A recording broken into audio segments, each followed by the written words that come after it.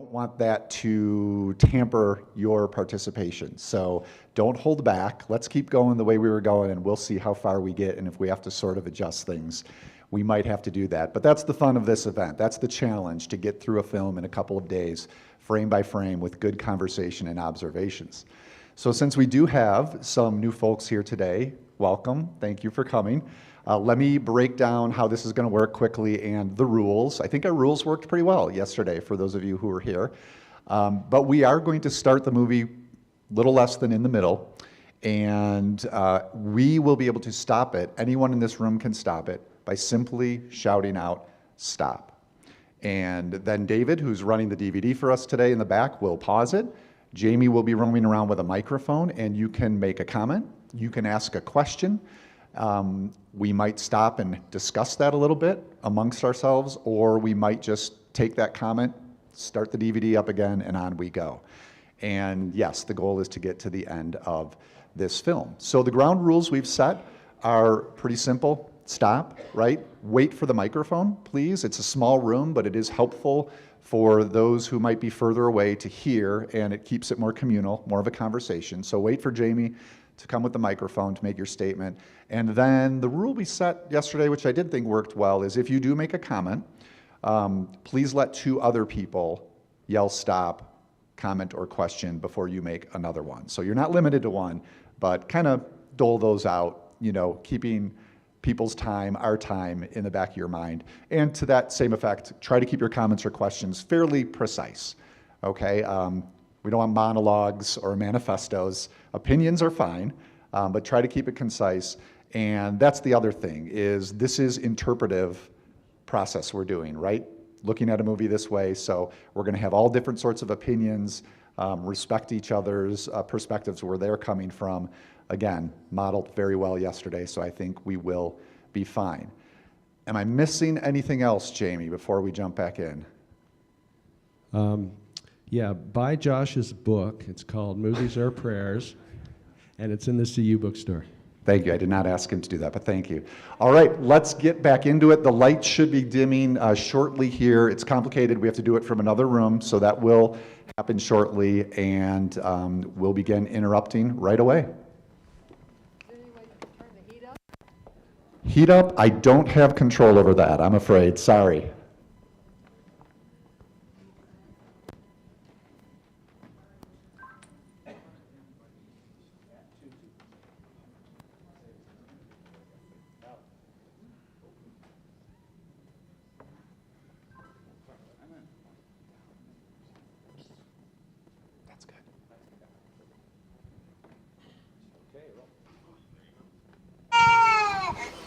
Pumpalama bir metre. Bir de orada pumpalar ileri gitmesin. Yer bolluk burası. Abi bitirir mi bozacaksın Esen? Ha? Bitirir mi bozacaksın? Yok be, bir kiram da çıkar. Bir kiram da çıkar. Hadi bu kadını alırsan aşağısı kalsın. Benim ellere kadar düşmesinler, sonradan diyecekler. Var hem size de var, ona da var. Var. Kalsın o. Bu katı sen mi alacaksın? Bu yarım. Bunlar dolu, bunlar ne? Bunlar hep alabilirsin. Bunlar daha Ya, bakılır. dönüş koydum, öteye gün koydum onu. Bir katını alacaksın, bir katını hem üç. Evet. Sonra düşmezler başkasının ellerine. Bunda var şey de ya. Ben de öyle yapayım. Sat.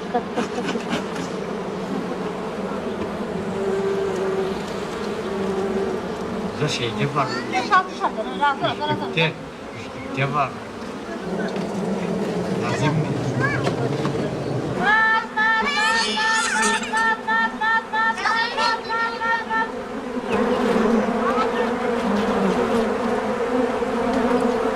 Yok, Üsküp'ten daha kimse bak yemedi insanlar. Ay ben insan güvelisin, ben ne şey dediler. Bunu aldırsın beni diye. Ramkalar diye 1,5 kilo. Ben dedim sen kimi diyeyim budala yapıyorsun. Benim tarttın mı? Dartmadım. O dartmış. Senin için almasın, bir tane var, bir kantar var mı da kantarın bozuluyor. Evet var benim bataryanım. Ya onlara en bozuluyor çok onlar. Dijital. Kararlamayla nasıl diyeyim tam çıkıyor. Ay. Evet. Tam çıkıyor kararlama. Şimdiden sonra var bunlar herifler Ne alacağım? Gamze'ye 200 dinar, Veli'ye 400 dinar, Ali'ye 30. Sonra Mustafa öbürüne hepsine vermiş ama. Stop. So this is a bit of a mirror scene and touches on something we talked about yesterday when Hatice is at the market in the city and she's selling her honey. And one of the things we noted was what a good salesperson she was and a marketer of herself and her product. And now, you know, we're piling more on Hussein Sam here, the father of the family, but we're learning in this scene, it mirrors that not a great businessman. She's trying to tell him the deal he got was a raw deal, and the decisions he's making are not smart ones. So I like how it mirrors what we saw with Hatice earlier. Yeah, we've got a hand there in the middle. Also, we talked about how kind of hapless he is. Like, she says get a scale, and he says he has one, but then he's not measuring anything. Like, he doesn't use the tools that he has, and he doesn't have that many tools. Hapless. Yeah, I think that's a very fitting word. All right. Çok fena tabii etti.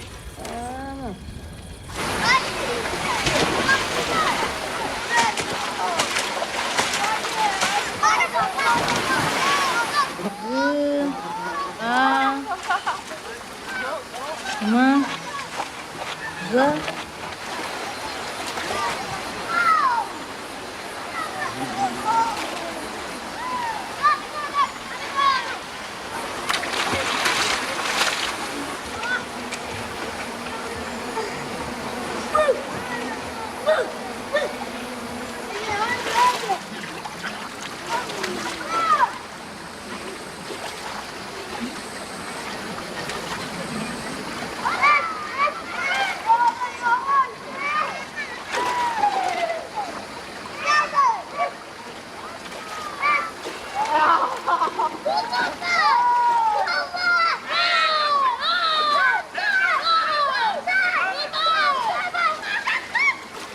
Stop. So for me, I remember watching this the first time, and this was one of those crucial moments where I was asking myself the question about when should documentary filmmakers interfere? From our vantage point, which is also the camera's vantage point, of course, the filmmaker's vantage point, this little girl almost drowns. And it's just a case of, do you throw down the camera? Do you know, what choices are being made here for the filmmakers? And I wanted to share a little bit more from the interview with the directors from Filmmaker Magazine. This isn't to this scene in particular, but I think this is a nice moment to consider this, where they were asked, did you ever feel you should interfere, prevent something from happening? So co-directors, as I mentioned here, the first, Luzimir Stefanov, said simply no, pretty clear for him. Tamara Kotevka, she offered something a little more nuanced, but she said, this is a personal decision that every filmmaker makes when he or she starts doing a film. As long as documentaries have existed, it's a choice, to be a filmmaker or a human. In our case, we always felt like guests in their lifestyle. When you enter somebody's home, you don't tell them how to behave, you don't shout at them. We're just observers. Even if we interfere, it will not change things, because next time, when we're not there, they will do the same thing. So just an interesting perspective coming from the person who actually was involved in making this movie, and how that applies to this sequence. Maybe it wasn't as dangerous as it might appear. Actually, if you don't mind rewinding a little bit, David, maybe we can watch again, how quickly does this older brother seem to recognize what's happening? Is it, you know, a half second after we do? Is he closer to her than it seems from our vantage point? So a lot of questions that, again, the filmmakers don't address particularly with this scene, but were at least in the back of my mind when I was watching it.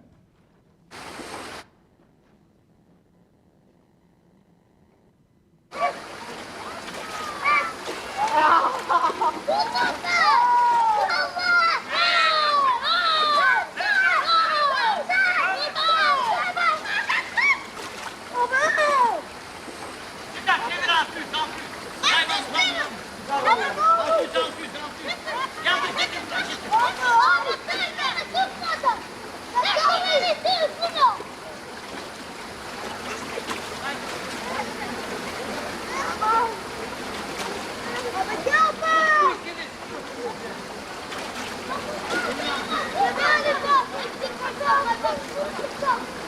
Mali tener. Mali ne?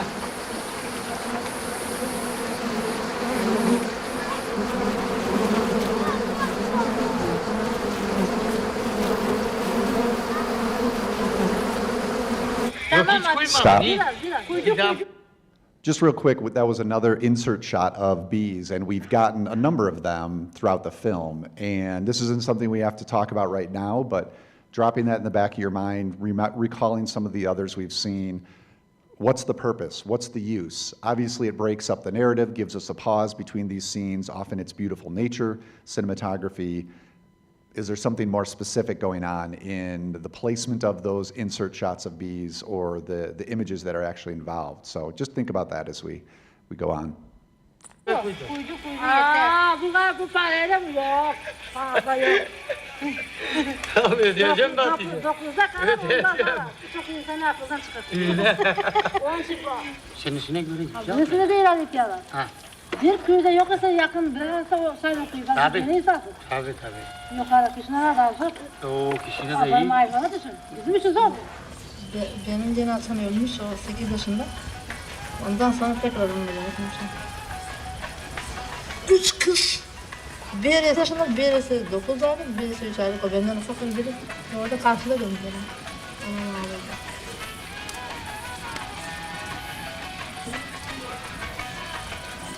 Ana. Kalk. Vereyim karpuz yesin biraz. Karpuz biraz vereyim yesin. Pişt. Karpuz vereyim. Karpuz mu? Yavaş biraz. Aa yemem var. Ama güzel. Çok tatlı. Onlar kesin. Stop.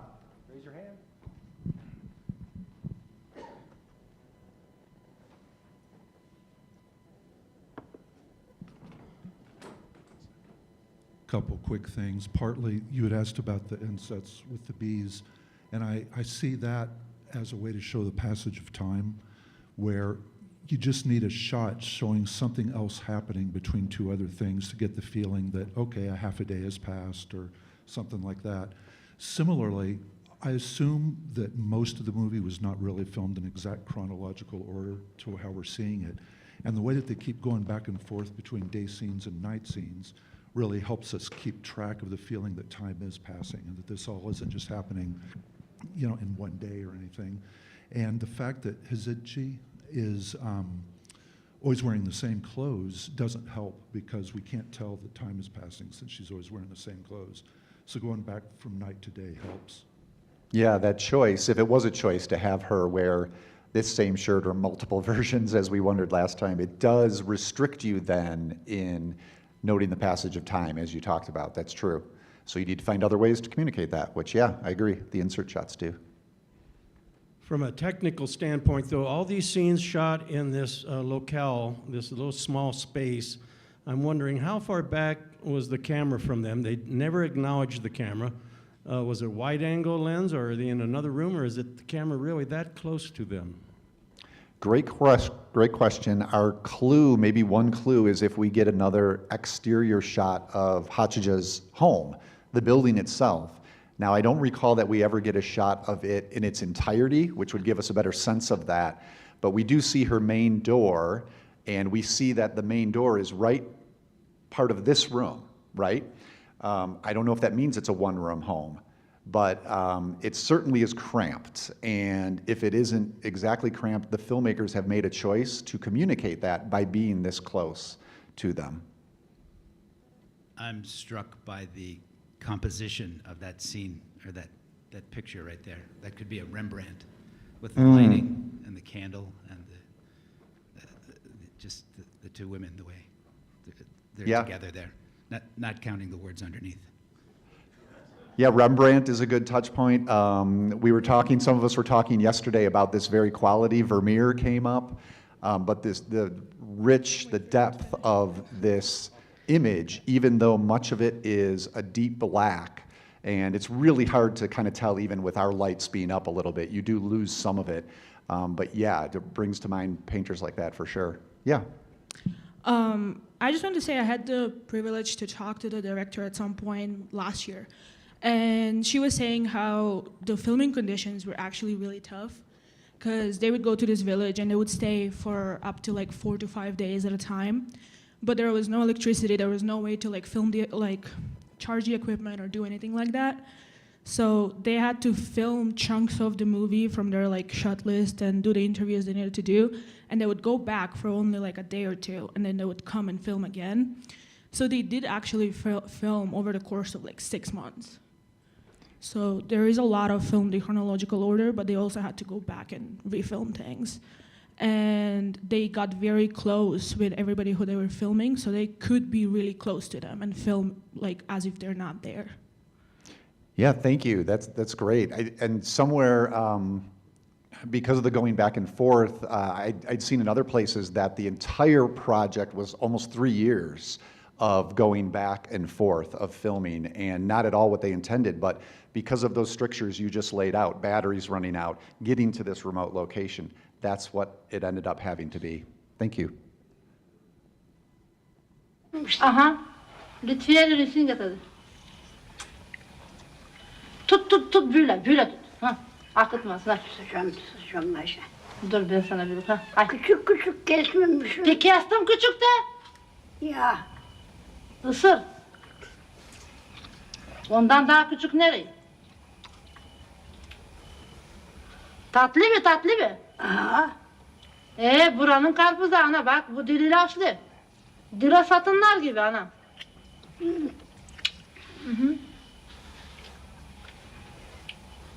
Yavaş yavaş. Yeseyim bakayım. Dur de. Ört tabi.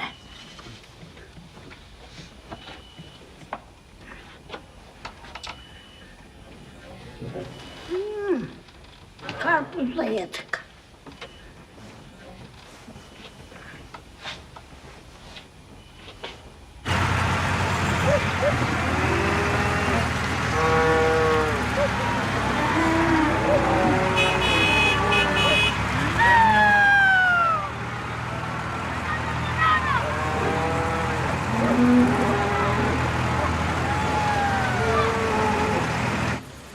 Hoće li imat nešto? Nekve kiloma? Pa jedno kilo ne pravi problem, ja odmah ti dam. Vidi nekve kila ako će imati. Ja mislim se poviše da ispadne.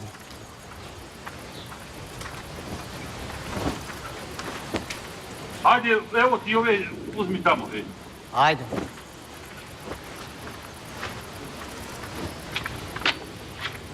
Ajde si. Onda me ostavljaš bez meda, Nema be čovjek. Ovaj vidi. Ovaj vidi. Aj vidi ovaj, ama bez pumpa će izjede. Pa malo da vidim.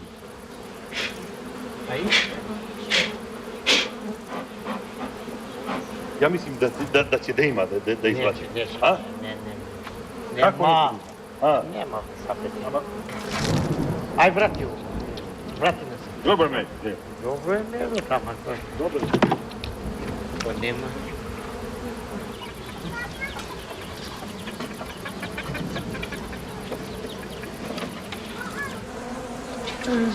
Yani hazırladık bu iş.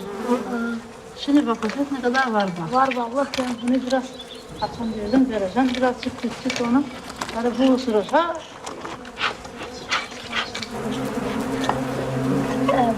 Maşallah var. 1, 2, 3, 4 dalak var. Gördün mü? O kadar. Şimdi yani bırakacağız ona gayet. O verdi bize. Şimdi ona bırakacağız, kapatacağız. Oldu mu şimdi? Kim ne daha ileri çıkarıyor? Balları sondan onlar gelirler gene bizim arılara. Balları yerler. Kuşucu falan hayvan yaptım. Yok be çıkarmam ben, bakıyorsun. Ben çıkarma ne açacağız? Çıkarma bunu çıkara indireyim aşağı.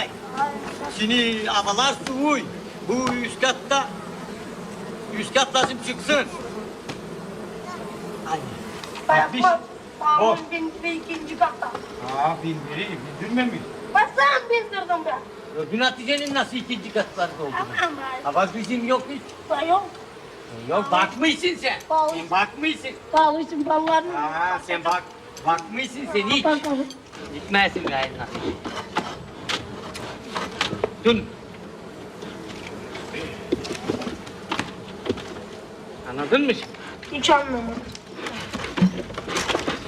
Senin için çocuk. Benim için dinlesin. Benim aspok var.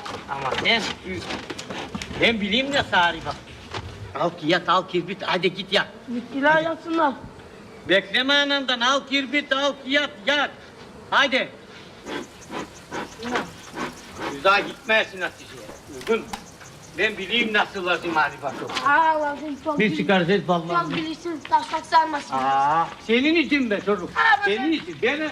Bana değil lazım, sana. Sana lazım. Bana da değil. Sana lazım para okul için. Eşya için sana lazım.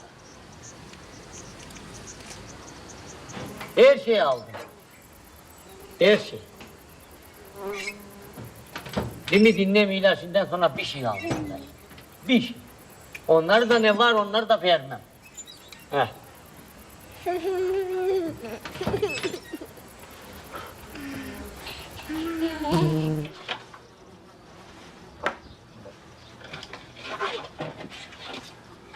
Stop.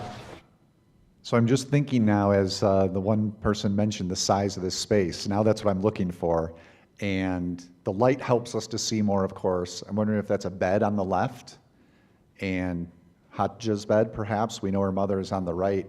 And, we don't know for sure, but maybe it is a one-room space they're living together in. We talked about whether they were staging anything. I would say this mirror is staged because it's not pointing for her to see herself. It's pointing for us to see her in the camera. So I think that's placed for the camera's sake. Great catch. It makes a lot of sense. And it's interesting to think of it as staging. You don't think of that as a technique for a documentary film, at least as we think of documentaries on first glance, right? But yeah, that might be what's at work here. Stop.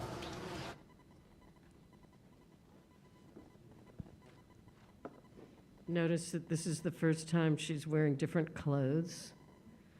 Yes. And I think it's just so hilarious that she is into dyeing her hair, especially partly, what we talked about yesterday, with it kind of showing a side of her vanity, but also that she wears a headscarf almost all the time. So her hair is pretty much covered up anyway. And somehow she thought her mother, she dyed her mother's hair, and it's like this kind of uplifting sense of, I don't know, well-being or beauty somehow. Yeah, I think, vanity, it's fair to use a word like that, but also this is a moment of just kind of pure unnecessary pleasure. And it's not fair of us to say that a woman living like this life shouldn't be allowed that. Aren't there more important things for her to take care of? I love this detail in the film, and I think this is the scene where she even expresses a little bit why she wants to do it. Great catch with the shirt, and the skirt too, possibly. I don't know if that's a matter. Maybe they really did have one orange-yellow shirt, and they didn't want it to get stained by the hair dye, and so she changed for this scene. I had a quick one, which is... Ne kalktı şunu ya? Ben seni düşürdüm be karı. Aman be. Ne? Ben seni düşürdüm ne? I was just going to make a comment with what was mentioned about the mirror. One interesting way to look at it is we've been voyeuristically watching her life, and if you think about it, what does she see if she looks in the mirror? She sees the camera, so she's actually looking back at us, maybe. It's kind of an interesting idea. Yeah, maybe she put it there to kind of get a glance at the cameraman. I don't know. Tut. Tut biraz, ne kalktı? Oturayım biraz. Şimdi bak. Çekme. Dur. Dur çekmeyin. Herkes giyili, ben de isteyim giyili gideyim. Stop. The front there, Jamie?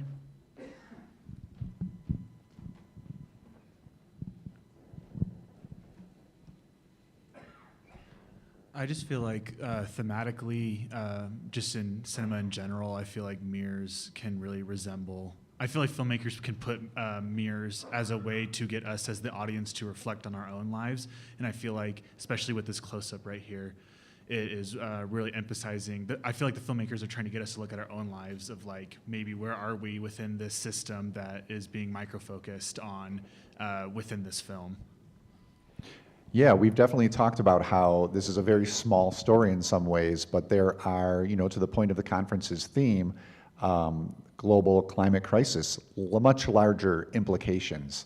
I think we see that in the honey broker, who we saw again in that scene, and how the scaling up is already being pushed upon Hussein, who understands he's not capable of that scaling up. It's being demanded of him anyway. Oh, well, I'd say it goes before filmmakers, because Shakespeare has Hamlet say you should hold the mirror up to nature. So this idea of reflection, I think, is older even than film. All right. Ben şuraymışsın, sayaymışsın. Yapışkanlık var mı? Sen bilmiyor musun? Nedir? Andaki Hıdırlız. Ne? Ama bilmiyor musun sen? Ha? Niçin? Ne bileyim. Asi benden yardım kal sigayı. Açan uğruydun bana sen. Kalk sigayı yardım ben. Niçin? Aa, zor. Zor bir şey. Sen yaptın. Niçin? Değil mi, yardım edeceğim biraz. Lan yap. Haydi. Haydi yap. Ben yardım edeyim. Ben de sana yardım etmem öyleyse. Görmeyin kızı. Ben de sana yardım etmem. Şeyime konuşuyor yardım etsin. Ya ben seni isteyim. Aşım mı yıkan? Aşıma kadar çok.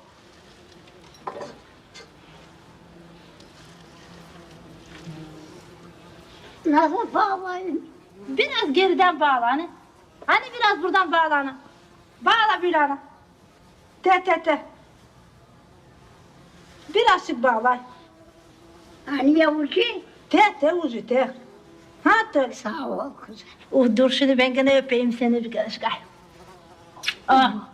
Ben öpeyim ben. Ay sen de öp hadi. Onu da. O da. Yeter gayrı yeter. Kavga da mı yapayız? Çok yaramaz ben. Olsun kızım. Dur. Olsun yaramaz kızım, sağ ol, sağ ol. Şeker alayım kızım, şeker alayım. Köyünüze gitmeden nikahlanalım. Öyle mi ana?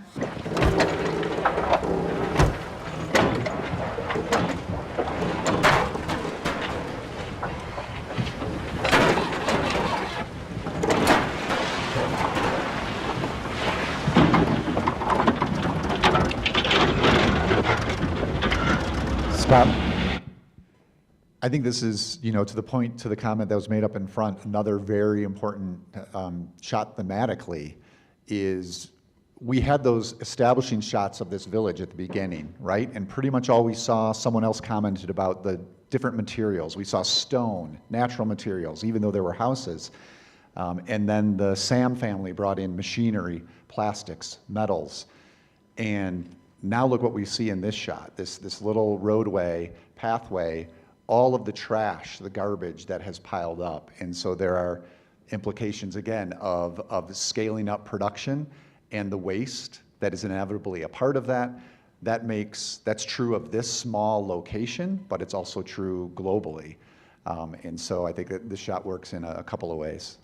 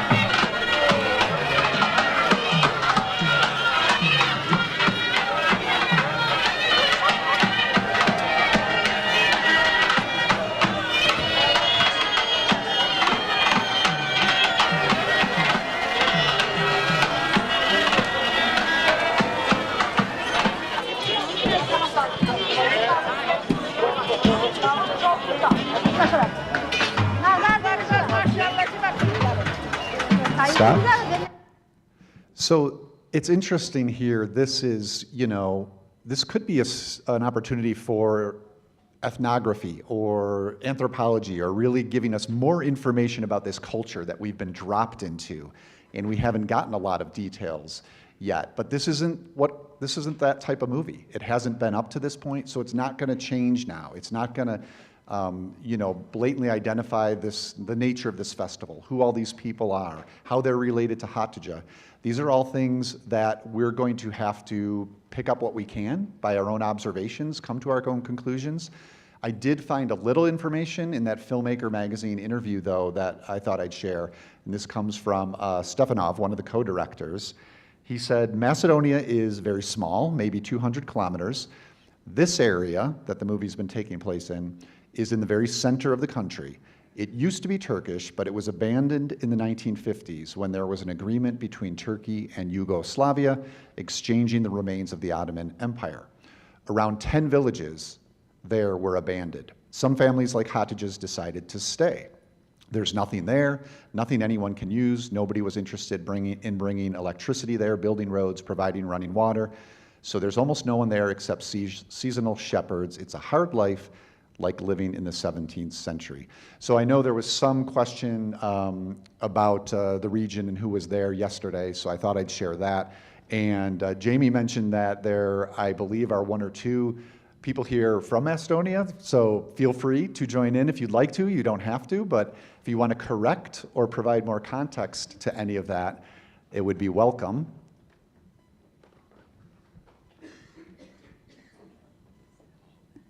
Can I hold it or no?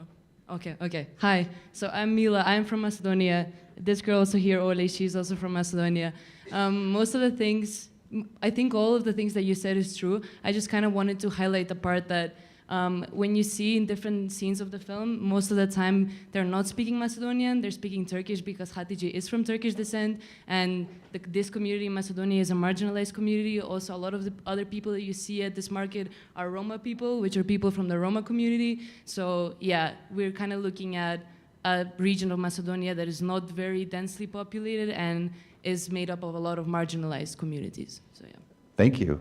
A quick follow-up, let me ask. So there was a scene yesterday we saw where when the Sam family first arrived and Hatice and her mother are kind of watching from their house and they hear the Sam family talking and they note they're Turkish because of the language. So beyond just the obvious that they're trying to figure out who these people are there any, do you have any sense of what that might mean, why they identify that, what it means to them?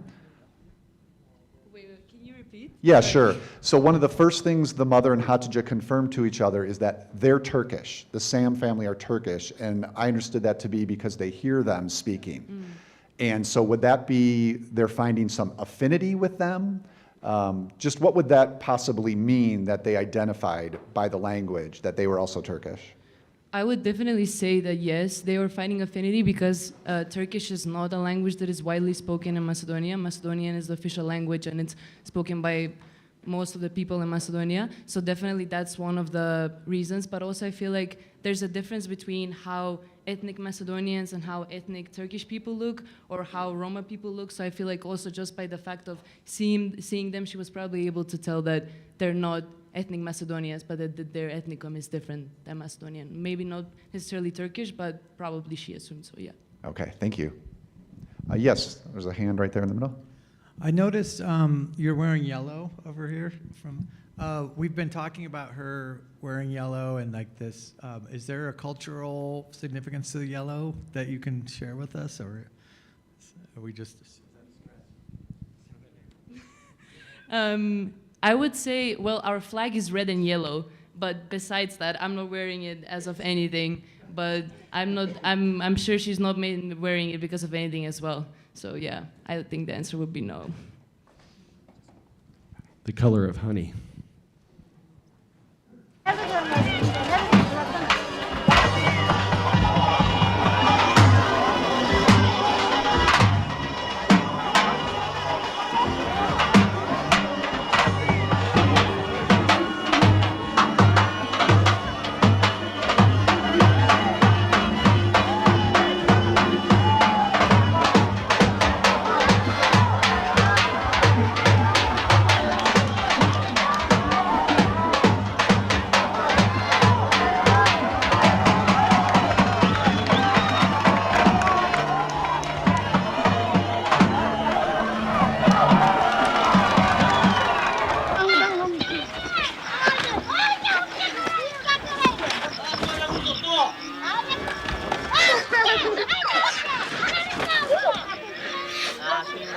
elini al. Haydi. Haydi. Haydi.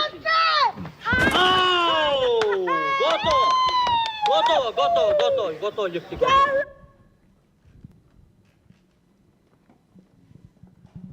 There was a question yesterday about where these people are from, how the parents were brought up. And I think this scene helps me defend my bias that they are behaving the way they were brought up, the way their parents, because we just saw the adult men wrestling and now we see the boys wrestling. So I think the filmmakers are letting us glimpse briefly that this is, as the comment with 17th century living, this is a long-standing behavior. Yeah, I mean, this is one of the things we don't get specific information on, so it's hard for us to say. I think it also works as a nice bit of comic editing, actually, to just connect us from the men wrestling to these boys wrestling. I just wanted to mention that I believe it was stated that Abraham Lincoln was a wrestler and he had some 300 bouts and he only lost one. Didn't know we'd hear about that today. Okay, thank you. Abraham Lincoln only lost one wrestling match in his life. Did I get that right? Out of 300. Okay, good for Abe. So there's been specific moments throughout the film, this being one of them, but also like when the cow kicked the kid and when the little girl fell into the stump, that it's very clear that there's added sound design, and it really reminded me of the Jackass films. But also I feel like really speaks to the theatrical experience because sound effects like that aren't as emphasized when watching it at home, specifically where it's a lot more difficult for me to watch a Jackass film in a theater than it is for me at home. So. All right. Yeah, the sound design, maybe we'll back up a little bit and hear some of that in a second. It's also maybe a point for me to note, some of you may be catching, it seems to be happening a little more today, but a little bit of jittering of the action when we stop and start. We have tried to troubleshoot that and aren't sure if it's the DVD player or the DVD, so we're not going to try to troubleshoot it now, just to note we are aware of it and tried to fix that. But yeah, go ahead. Yeah, I was gonna say, for anyone who's curious about the kind of fight that they're having, this is called pelivani or pelivans, and it's a very, I would say, well-known cultural tradition that comes from Turkish people in Macedonia. And this is like also at the market where you see the people banging the drum and them fighting. This is like a very Turkish thing. So if people are curious, it's called pelivans. You can go. See, this is great. We don't have to speculate today. I like this, which we probably shouldn't be doing anyway.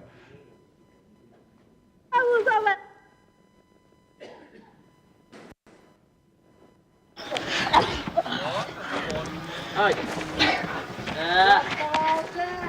Haydi.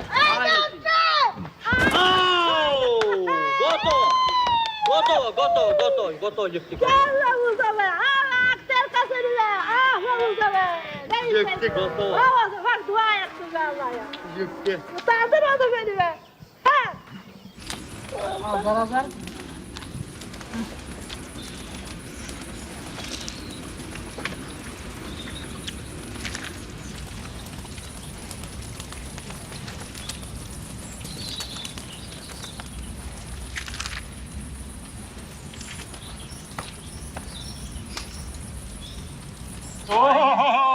Ajde! Vidiš? Evo Husein. Evo ti Husein ovamo. Evo ima da ideš da sjetiš. Čekaj. Yeter be. Ima da jedete, znaš šta da ti kažem. Arkada bunlar.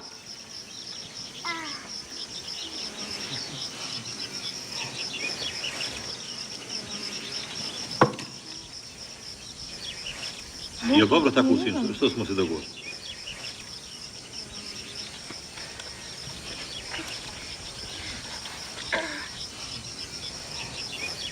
Šta kažeš sin?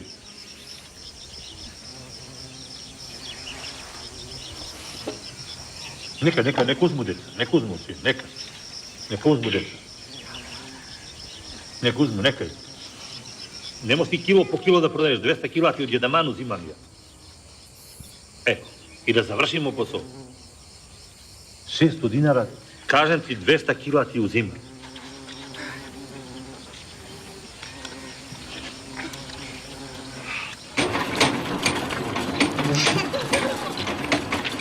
Stop. Yeah, maybe bring that image back if you can, because I think this is one of those insert shots. Again, it's definitely denoting the passage of time. It's the next day in this movie's chronology. But yeah, it has other meanings too. I'll leave it for others maybe to see what they think it might have.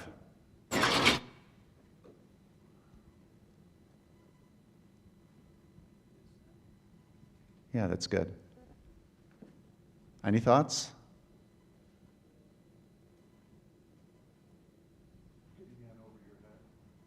Getting in over your head, okay. The bees are dying. In a way, since most of us have seen this, so it's foreshadowing that their operation is doomed for disaster or death or nothing good, at least. All right, good.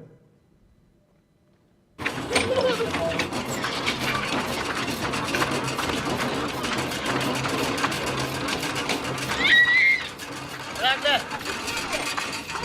Dokunma kıza. Bayaktan gari. Kalkıyor baban vuracak kalkıyor. Sen kaşınıyorsun kendinle maşini. Kaşını. Sen kaşınıyorsun. Dur. Çık basır de. Haydi dur biraz. Kırmaz üstüne. Ver bıçağı. Mari, teklalar hazır mı? Ver peşin bangla. Hey, bir tepsi ver. Hadi. Sırtı. Ne kesti. Abi, niçin gelmeyiz? Ne bekliyorsun? Lazım çıkaralım mı? Getir tepsiyi. Tutma burada tepsiyi. Gel burada tutacak tepsiyi. Teklalar yıkasın hemen. Haydi hazır olun. Haydi daha çabuk. Ne biçim böyle? Size insan demesin de. Sizin hali koy maskayı. Maskanı. Hadi. Bu hali maska. Yaptı hadi beni. Hadi. Beni hadi gel. Hadi. Ay gübrey bak. Ne bu be siz zor ne be? Görüyorsun ben. Hadi. Ne? Kes onu. Hadi kes. Abi ısıttıracak ama. Isırmaz. Isırmaz kork. Ay evet üsküleyim. Abi görecek. Dur saç tutayım. Gel. Hadi kopar. Kopar aşağıdan. Hop. Oo, ısırdı beni de. Oo, kesti. Oh, tüsüyle. Beni kaçma bak koparacak kaplanı. Beni. Ne gelmeyeyim? Ne biçim çocuk?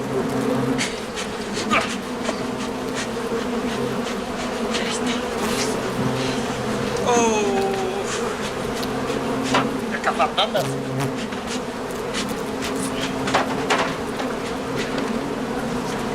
Getir maskayı. Maskayı getir. Var başka mı?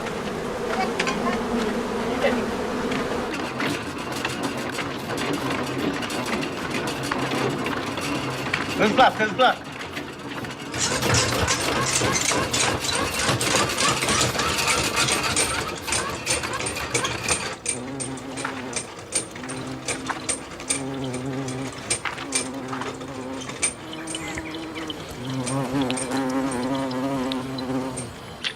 Ой, не сака. Да има.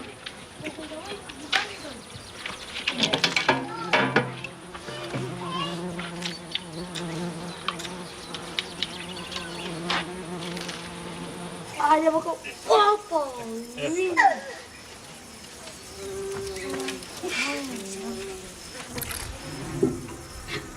Tamo koliko?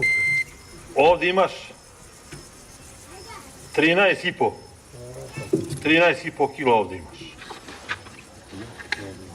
2, 3, 4, 5,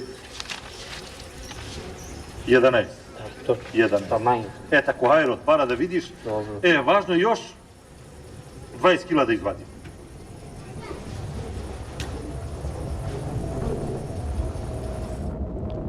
Stop. So we've talked about yesterday, we kind of cataloged the vehicles that started showing up and what that meant. Started, I believe, with the Sam family's car coming down the road, and then Hatice getting on the bus, and someone, I think, noticed out the window of the bus a train passing by, and we've gotten additionally more vehicles. And here, I think this is the first, unless we've seen it before, the first shot of an airplane crossing the sky.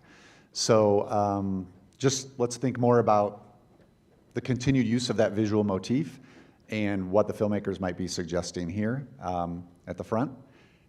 Can touch on it right now if we want.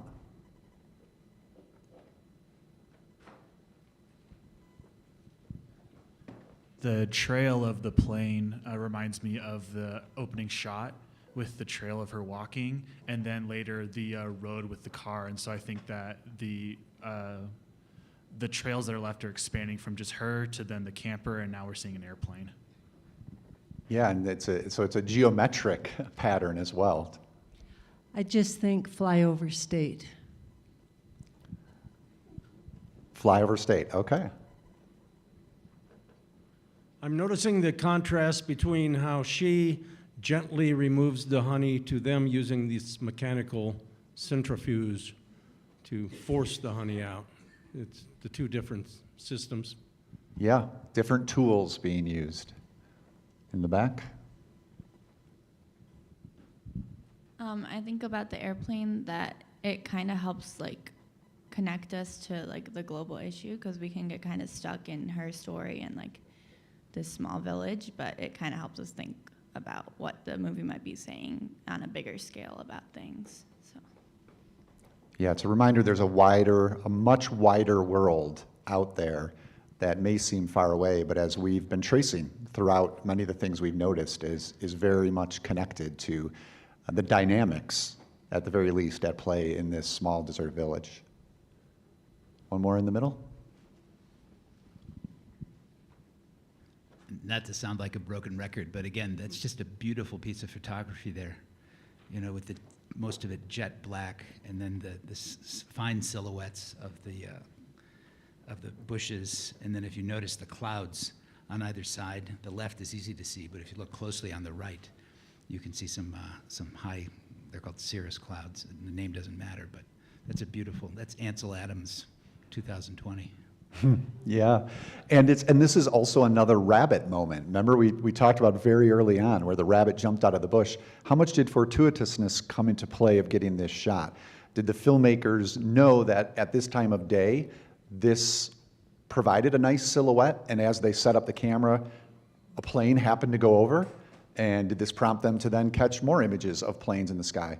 Or did they notice a flight pattern, having come to this place for 3 years, and realize if we get this camera here at this time of day, within these 20 minutes, a plane's going to go over, and that's absolutely what we want. It doesn't matter, really. The image works as it works, but as we're dissecting the choices being made and the strategies employed, it's one of those things you'd love to kind of know.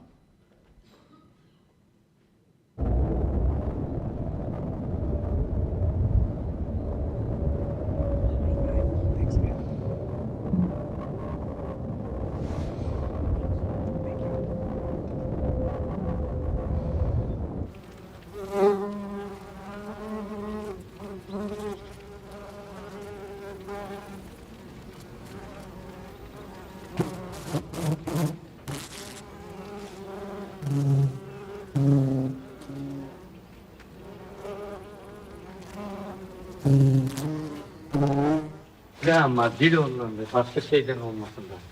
Abi nasıl değil ondan be? Ondan. Abi dil Farklı ondan, olsun. ondan olamaz. Neden mi diyeceksin? Yani dert çok da başka havalar da çok. Kendim havadan. Bak. 5 tane bile aldım. Dil ondan be Hatice. Benden bütün ballarını alman arıyorum. Bak ne yapmışlar abi. Bak. Bırakıyız biraz, bırakıyız onları. Hepsini Sen bırakıyız. kaçırasın lazım, ben kaçırayım. Nereye kaçıracağım? Ben kaçıramam. bana Bana yapayım çocuklar, Ne yapayım ben? bana çocuklar burada yardım ediler. Benim yakın burada çocuklar. bana- Götüreceğim uzağa nasıl çocuklar gidecek? Kim yardım edecek? Senin çocuklar var eskiden, benim yine yok. Ya dil ondan Hatice. Ben diyeyim başka şeyden olmaz. Bak. Yalvarırım. Çekelim başka tarafı var. Ama Hatice nereye götüreyim burada? Bak burada evimiz burada. Burada yaşıyız. Çocuklar bana yok nereye götürüyorsun? Olmuş gayet.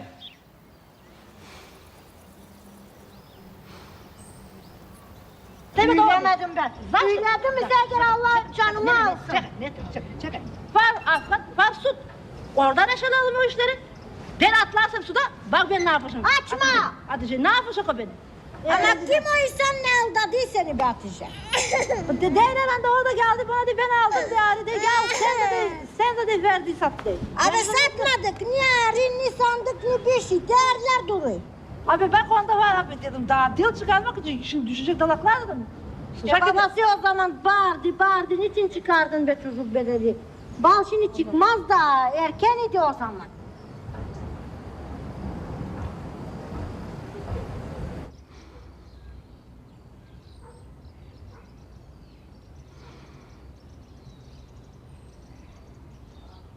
Stop. Raise your hand.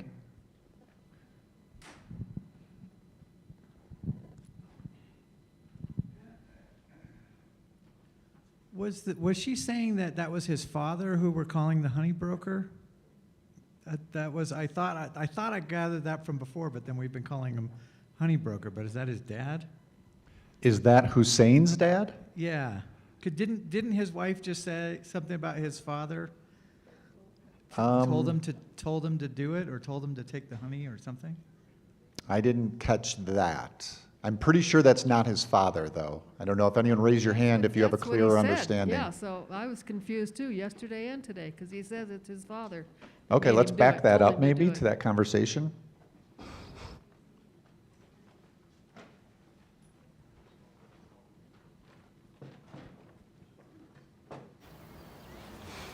Was it before this or? Okay. Söylemedim ben. Söyledim mi Zerger Allah canımı alsın. Çek. Var su. Oradan aşağılayalım o işleri. Ben atlarsam suda, bak ben ne yapacağım. Açma. Hatice ne yapacak o beni? Ama kim o insan ne aldadı seni be Hatice? Değnemen de orada geldi bana de ben aldım yani de gel sen de verdi sattı. Ama satmadık. Ne rinni sandık ne bir şey. Değerler duruyor. Abi ben konuda var abi dedim daha dil çıkarmak için şimdi düşecek dalaklar da mı? Babası o zaman bağırdı. Niçin çıkardın be çocuk bedeli? Bal şimdi... Stop. Okay, so yeah, my understanding of this is his father here is Hussein, is her husband. And they're talking about one of their sons. This is a repeated pattern where Hussein definitely blames his children for a lot of the things that have been going on. And in this case, in fact, you heard just earlier, she blatantly lies and says, we're not collecting any honey. Now, I don't know if she means by we're the entire family. It seems like, it's pretty obvious they've got an operation going, or if they're trying to act like, oh, our older kids were going rogue. But I think in this instance, his father is referring to Hussein Sam. Çıkmaz da erken idi o zaman.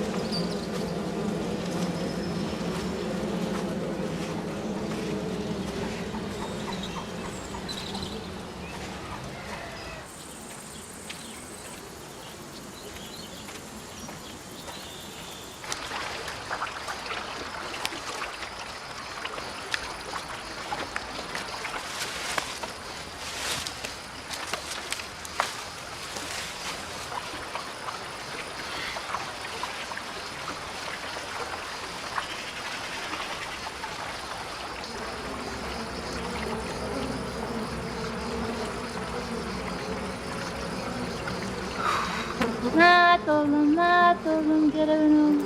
Naat oğlum gelin.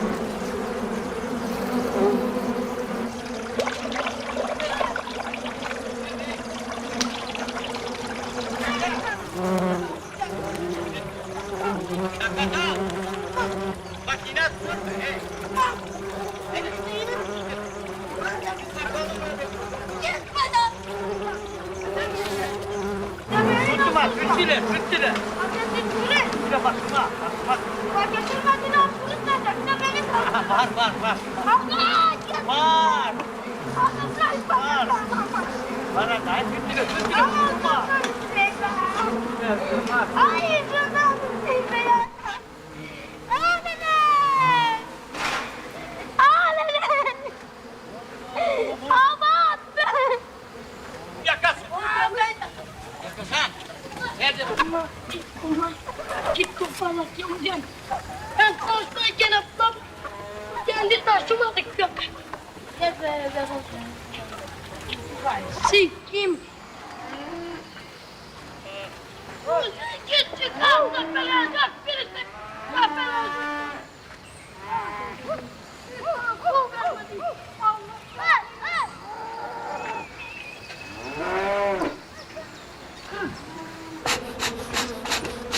Hiç anlaşılmayanlar. Ben hepsinden daha doğrusular. Hiç anlaşamayız. Kimse kabahat almıyorsun. Şimdi bunlar çıkma. Alele. Isırdı bir tane.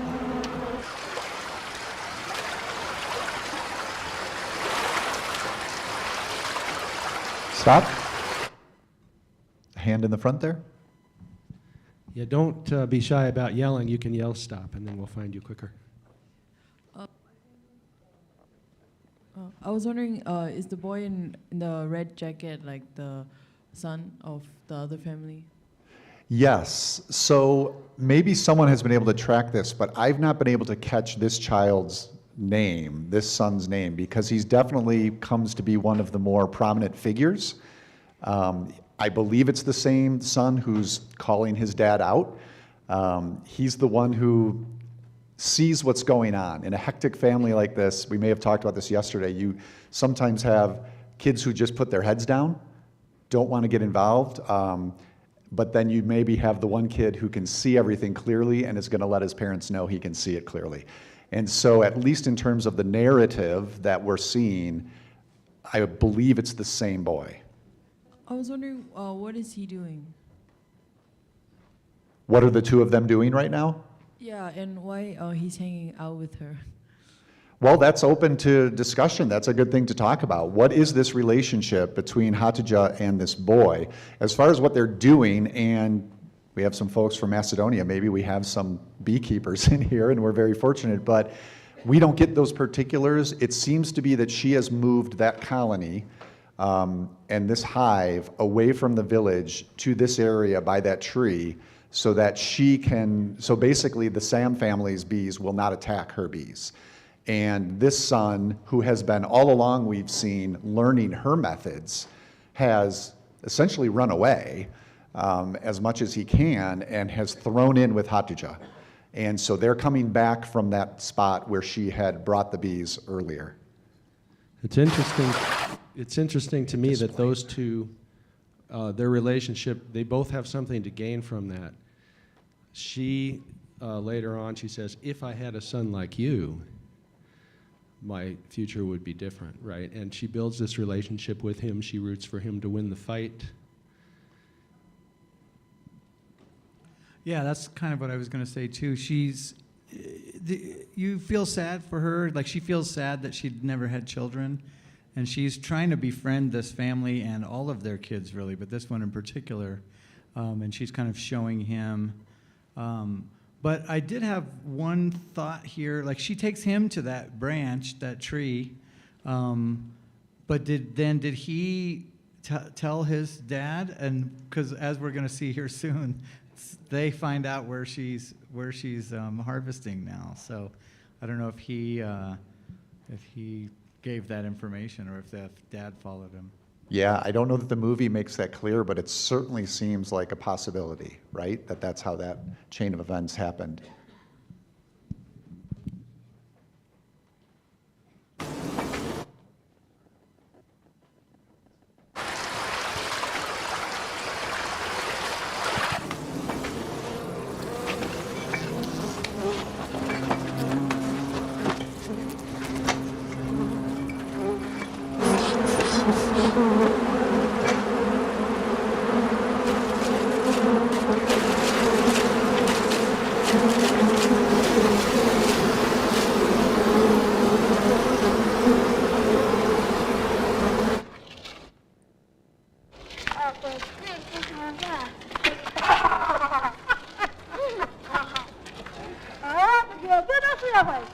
Sen ne düştürdün? Ben de seni düştürdüm. Hayvanlar gelirmiş. Gördün mü? Analarları görüyorsun.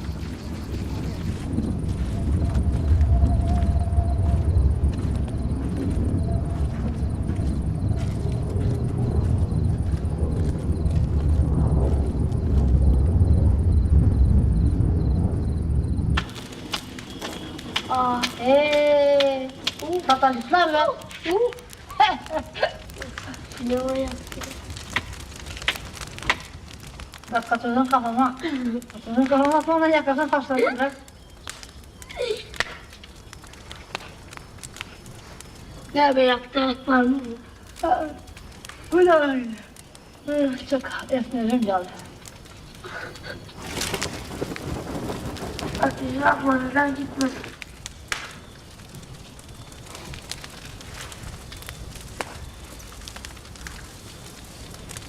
Benim de olsaymış bir çocuğum senin gibi. Başkaydı.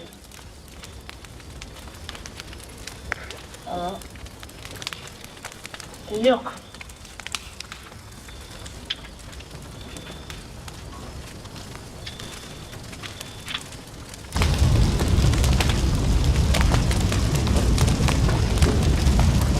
Ya bıraktım.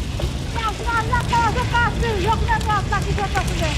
Baktım hayvanlar için mecbur olacak. Başka çare yok. Ne yaptın be? Ne yaptın be? Bak şimdi karda yok ne bırakmak. Çok taze ol. Ne ayır var mesela? Karda toprak yolu karda. Bak şimdi bakmayı kalk. Lazım bildi. Bu lazım bana ne lazım be? Otursun lazım. Taze otursun. Taze otursun. Bana ne Ben lazım? dedim daha yapsın. Ha iyi yaptın. Bak ne kadar yer tutsun. Abi de yandı mı daha fazla ot olur. Bak. Abi ben bırakayım. Ha yatmayayım ama bakarsın ne getirdik kendi. Yapasana göre yak. Ne yapayım? Ha yak. Şimdi.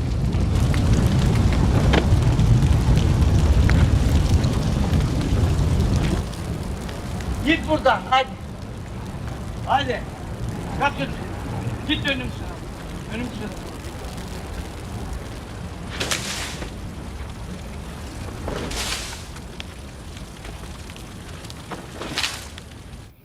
Bu kız komşu ise.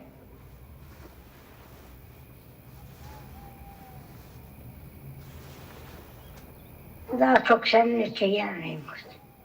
Ah be Allah size be.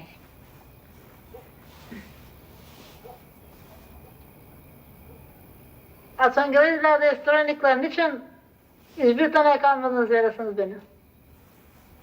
Ye. Bilmeyeyim. Benim için. Hasan isteydiler. Kanaydım ben. Ben kanaydım. Kim kanmadı? Baba. Ben gitmem olsa da şansım gitmem. Niçin? Tabii. Sus. Niçin? Sen ha? Ne yapayım?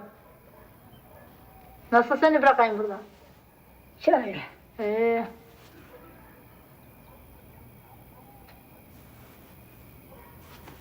Ben de gideceğim senin yanına. Göğe bakacak. Ah Maharaj. Şeyin makan sağ olsun kızım. Ah be Asiye kızım.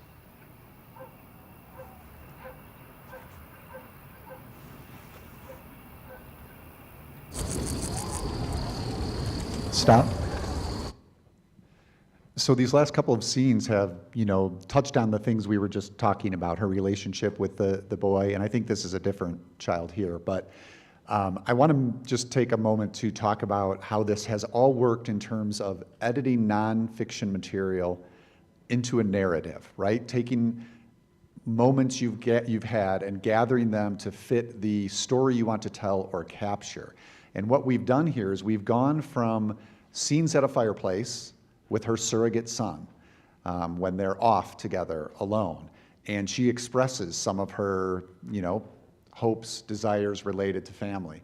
Then we get the scene of her with her mother, and we get more crucial details about their dynamic and how Hatice ended up being where she is.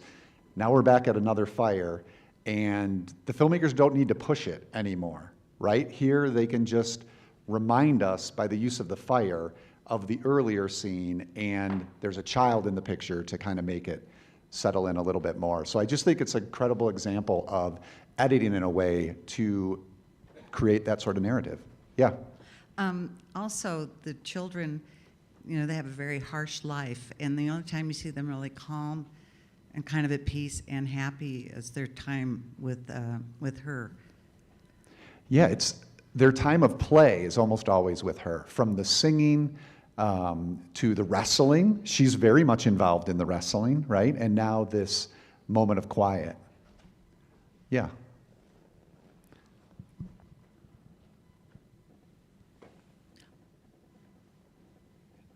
I appreciated whoever brought up the point about the kids relaxing, because when I saw like the father like treating his kids and talking to them in such a harsh way, and I feel like it just reminds me of such a patriarchal actually I don't know how to describe it, but it makes me feel really uncomfortable and sad for the kids that they have a father like that who treats them in such a way. But it also frustrates me because I don't know much about Macedonia, and I don't know much about these people, but I'm just able to see the same patterns of fathers trying to be the head of the household, and I just feel like the kind of parenting that they do is reflected across many cultures as well, not just here. So I'm able to see how I feel like seeing that really brings me, because I also come from a patriarchal culture and I really hate that. So it helps me feel it helps me. I really don't know how to phrase it, but I just feel like it's a universal thing, something that anyone can relate to, whether they are from this culture or not. Yeah, being a patriarchal figure or trying to live into that model that he's assumably been presented with is something Hussein is also kind of bad at. And I don't know if that's a good thing, right? This is not a model we would want to encourage. But even that, if you look at his relationship with his family and his control of his family, those are things maybe we wouldn't want a family to be run this way. But he's not even able to fit into that. It's another thing he sort of does fail at. Did we have someone at the front? No? Okay.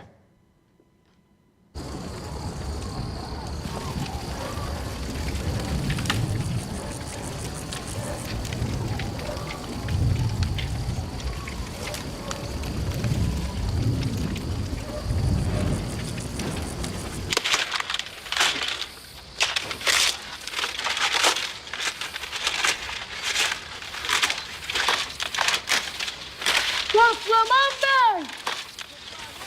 Al topla sikkim bakanlık sikkim. Tamam bey! Ay bak sinirledi bu karı göre. Toplaman ben! Hiç gerek deme! istiyorum.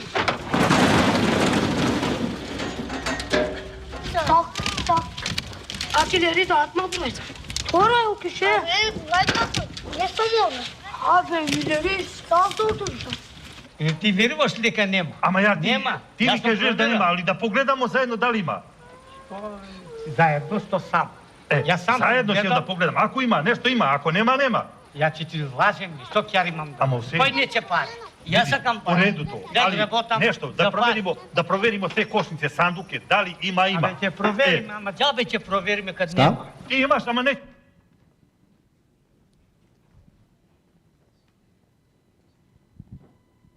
So I noticed this before in the interchange with those two, where I think in some cultures it's hard to say no to someone when they make a direct request.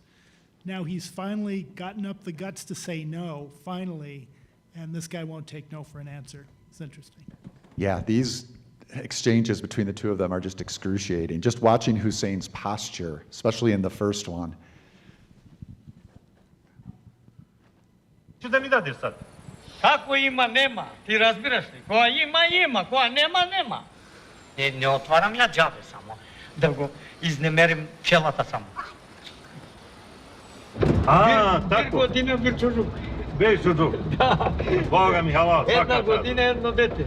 Е, свака част. Па што да правим? Треба да децата да го гасме тоа. Stop. And while Jamie's going up there real quick, I think we got some evidence to the theory that the boy, implied evidence, may have told him about this location because, and is this what you're going to say? Yeah. Okay, go ahead. We'd never actually, they never would have filmed the dialogue, I guess. It was never on camera, or else they probably would have shared it. But they chose to have that little inset of the kid looking at them right at that moment. Yeah. And then here they talk about, oh, what a treasure kids are. Yeah, Mhm, because the kid betrayed her. This is the moment where we know. I think that's probably right. Како хаб? Стави, стани си горе си. Ставо, не бој.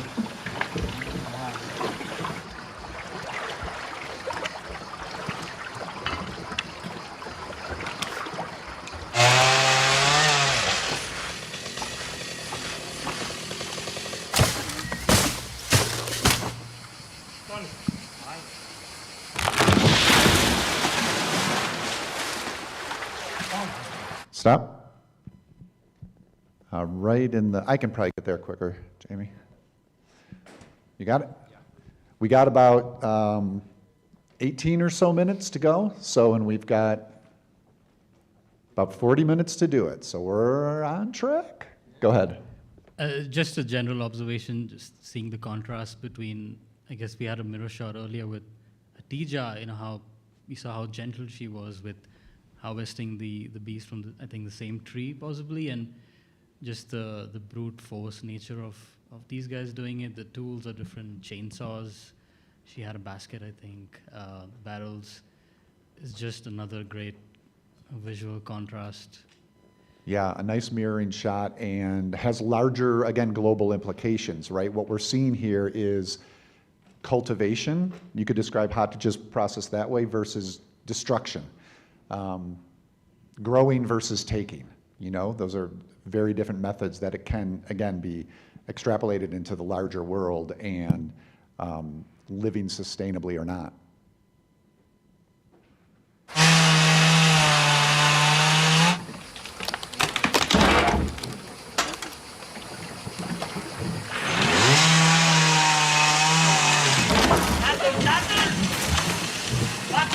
Тегни бе, кој ќе пувам? Терaj ќе се удава, терaj.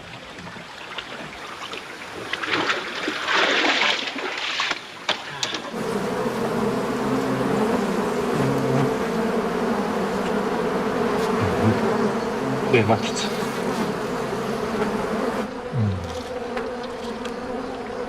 Stop. I just want to say, I think the bees should be credited as the film track composer.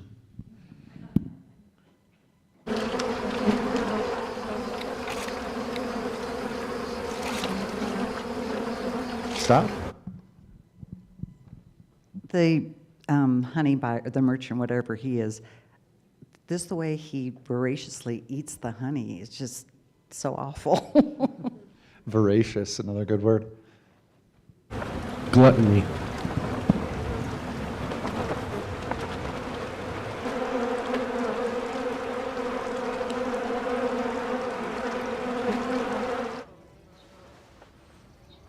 Onlardan nehle tıkıldım bu süt kapılarında kurtulursam bir kere aman Allah'a dua edeyim hep gece gün gayrı kurtulayım gayrı onlardan aman.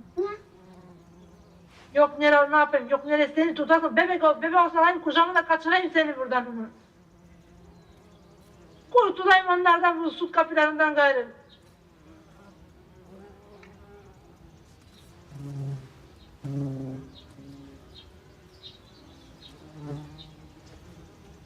Sen öleceksin ben ne yapacağım? Hı? Sen öleceksin ben ne yapacağım?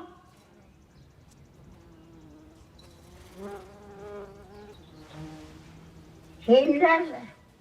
Dışarıda.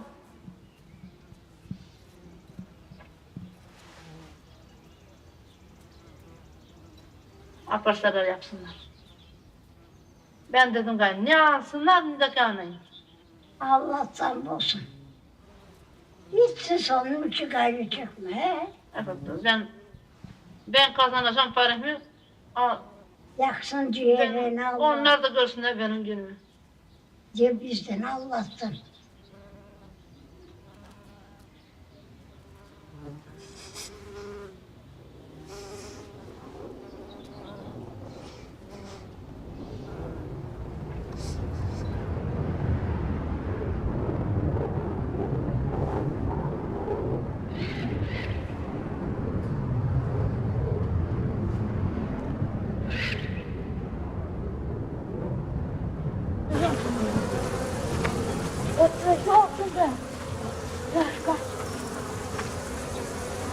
Buyurun kadın.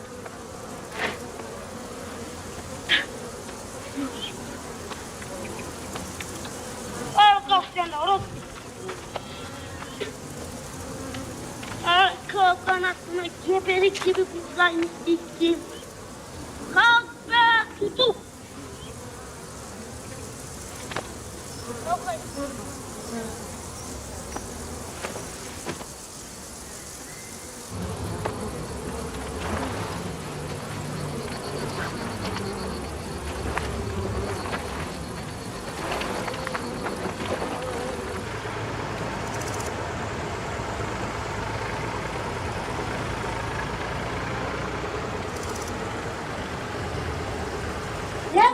Güvenir misin? Sen 50 tane oldu bakayım. Bak neden bu gebe? Alsaydı Ya bak vuruk olmaz. Şimdi bakarsınız be. Dedim ya bakın. Bakma. Yok bir şey. Nasıl yok bir şey bakayım ben bana. Bakmışsınız. İçini Neyse yapmışsınız. oldu be. Ne vanız oldu be? Görmemişsin hem de hasta gibi bu da. Hasta. Bakmışsın be. Niçin bakmışsın be? Haberimiz oldu. Ben de bakayım ama ben başka işim var benim. Tarlana gideyim. Tembih etti mi dedim. Ya bakmamışım. De bak bekleler koş. Ya. Sadece ben mi? Muzo da lazım diye. O zaman tal bak sen kendin. Ben bakayım. Siz ne yapacaksınız? Bak kendin göreyim. Siz ne yapacaksınız? Yatasınız siz. Aha. Ah be Karibe, ah be. Niçin be bakmadınız be? Olur mu öyle be yaptınız? Onlar hepsi baksınlar. Baksınlar. Sen neliksin? Ya. Sen bakmazsın ha.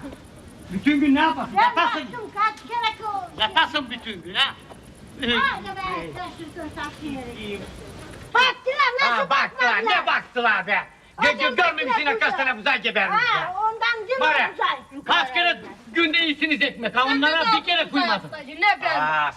Ama gebermemişiz. Bak sen dedim falan gebermiş. Hadi o mu be, kaç tane geberdi be? Sinek 50 tane oldu. Atan yok abi, neyi kuysunlar, ne Yok, var orada dirmende var. Çettim ya çuvallarda var. Daha misir var. Ne kırmadın be, ne kırmadın? Niçin kırmadın? Oradaydı traktör. Kıracağım. Ha? Onlar kıramazlar. Kıramazlar. Sen nelikçin be, sen bilirsin. Tamam ben kıracağım. Kıracaksın O zaman tabii. sen kendin Nasıl bak. bilirsin yiyesin? Kıracaksın. Kendin bak. Kendin şey yap. Sen onları şımattırdın.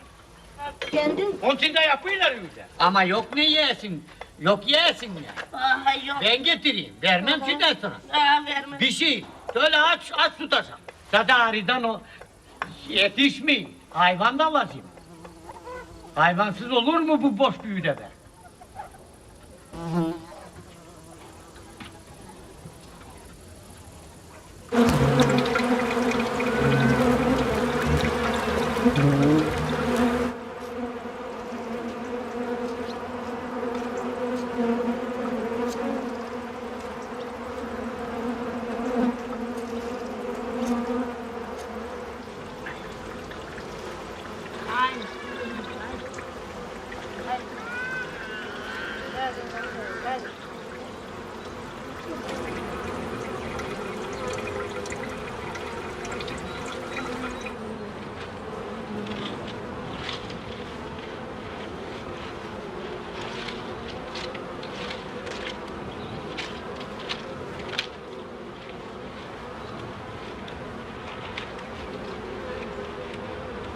Stop. Raise your hand so Jamie can find you. Thank you.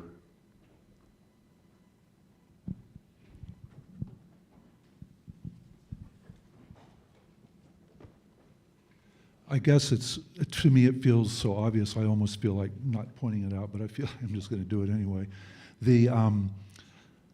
I don't know about the chronology of the filming, but certainly the way they've constructed the narrative right after the way that what he did with the bees, and then Zachi cursing him, and then the plague of the cattle happening. It feels like a direct cause and effect for the parable way that the story is told, as was mentioned yesterday.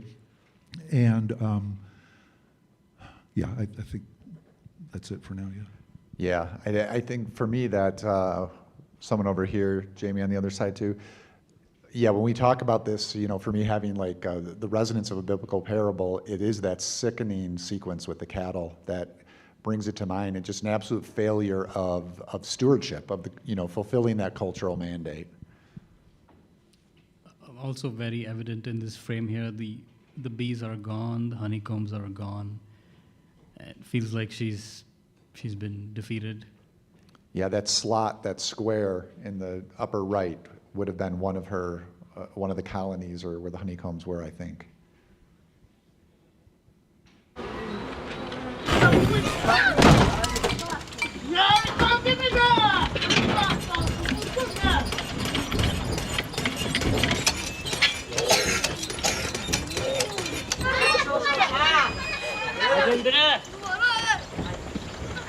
Haydi!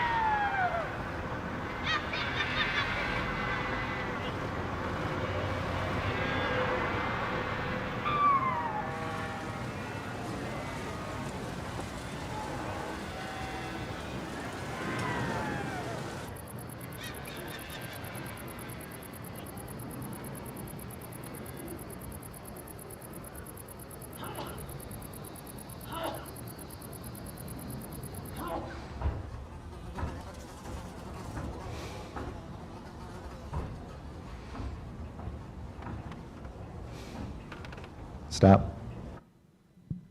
So remember when we caught the mother looking at the camera yesterday?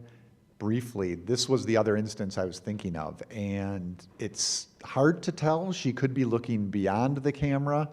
Obviously, she knows the camera is there, but this is just the only other instance that I've been able to find where a figure is even somewhat directing their gaze towards the camera.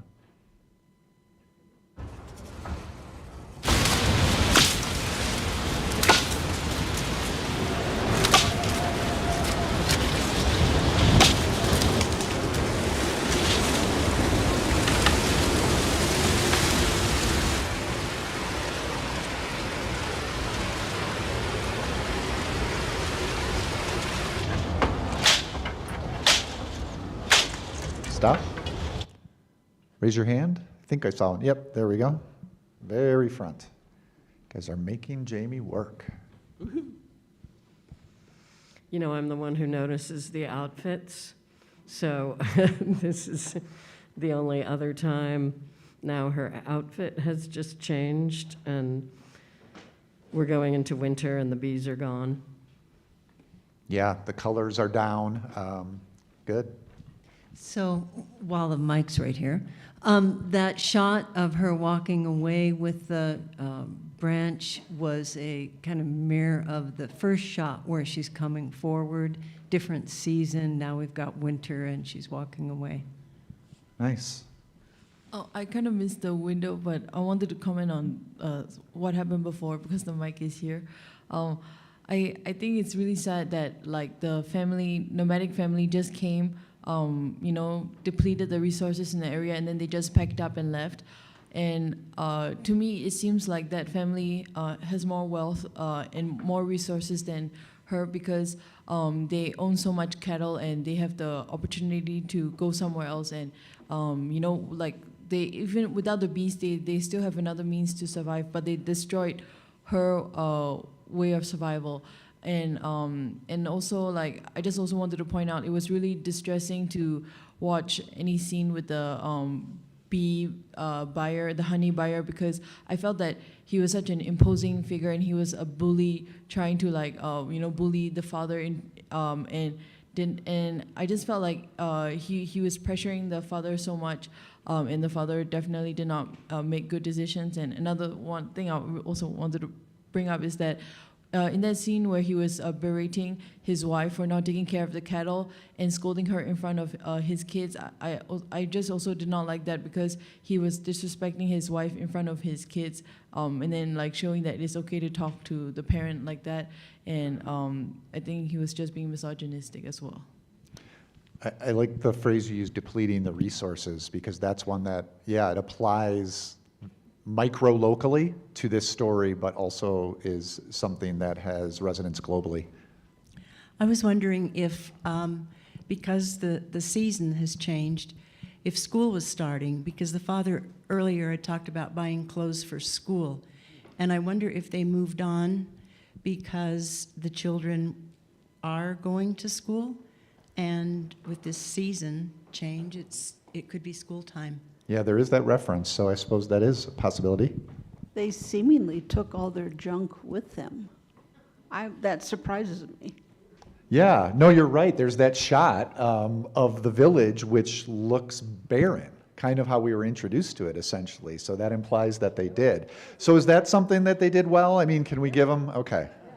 They cleaned up.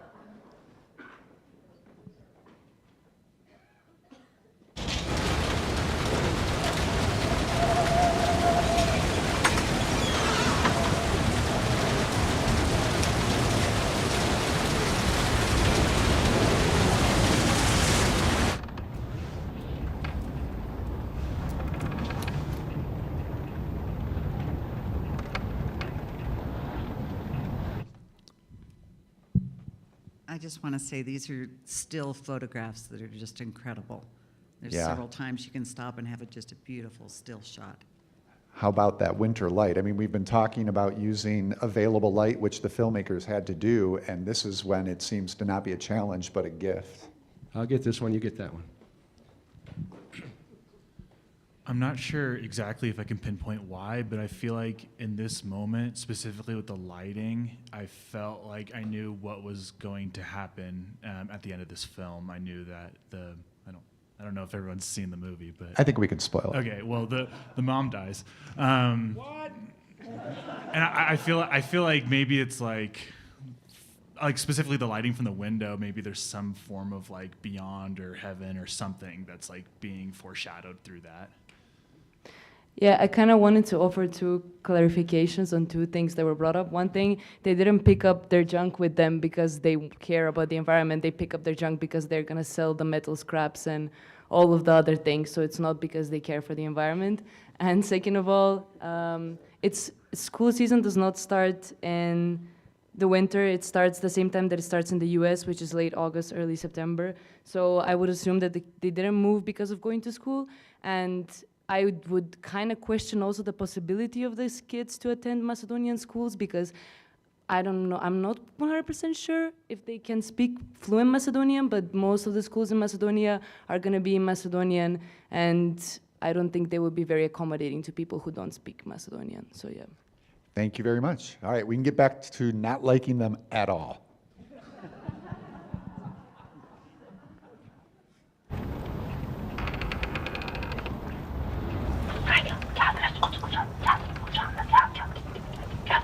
Hı? Dondun mu çok? Haydi. Haydi. Marmaçı. Neredeydin? Dolapta. Ne yedim? Süt kaymak. Hani bana. Çok sana. Mar.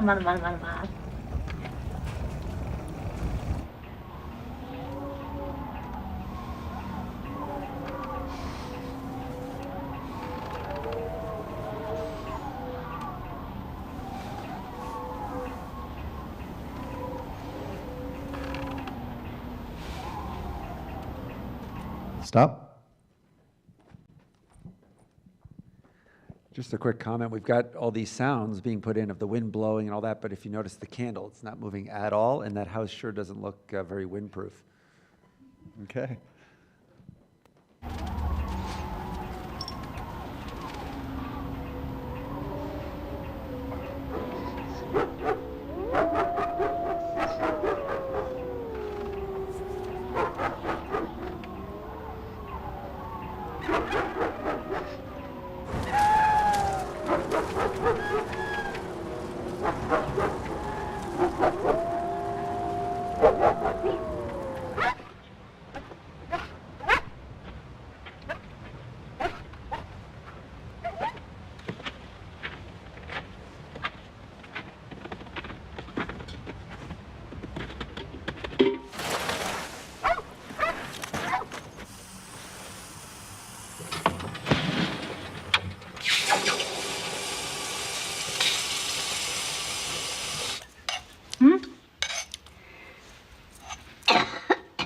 Daha yaşar mı? Var mı da? Var da. Ne kadar yaşın o kadar? Az. Bunu yapmışlar. Efe isterse süt. Ben süt isteymiştim hem ayran. Yemem. Yemezsen maçılara vereyim.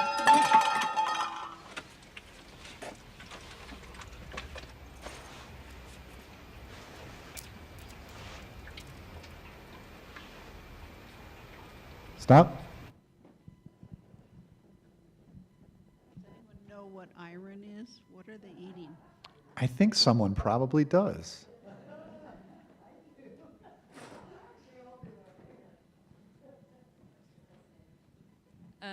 It's this Turkish drink that it's kind of like, well, in Macedonia we drink yogurt, but the US doesn't really drink yogurt in the same way. So it's a kind of like more, how do you even explain it? It's very salty and it's like light, more thick than milk, but not as thick as our yogurt. So, but it's very salty, and I personally don't like it because it's so salty, but this is not Macedonian, this is Turkish. Thank you. Oh, one more. No, I was just gonna say, my aunt is Turkish, and so she makes this drink herself. I've seen it in the States a couple times, but it's basically like if you imagine really, excuse me, if you imagine really thick yogurt here, watered down and salt added to it. That's like how it tastes. Okay.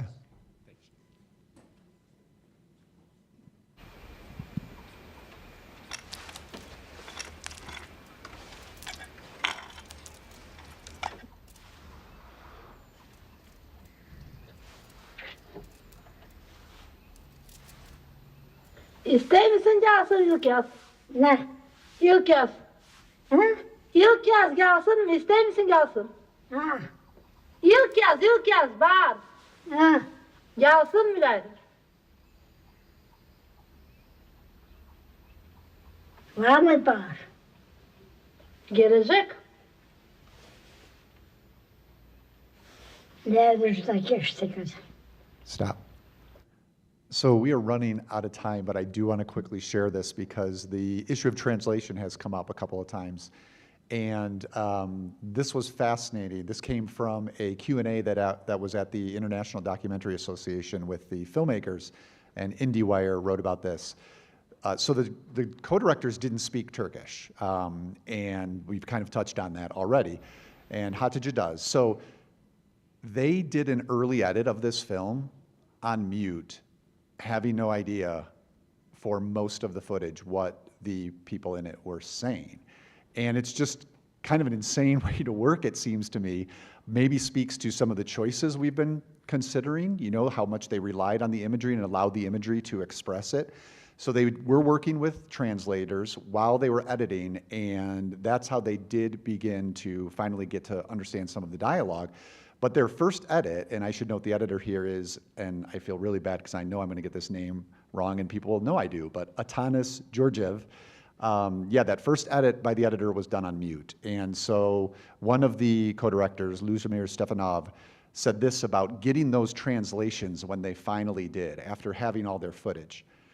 We were surprised by some of those strong sentences we heard. Like, for example, in the winter, when the mother said there will be spring, or I think that's what Hutch just says. But he just noted when we finally could hear and understand that, it was very profound in certain instances. So just a fascinating element in how this movie was put together.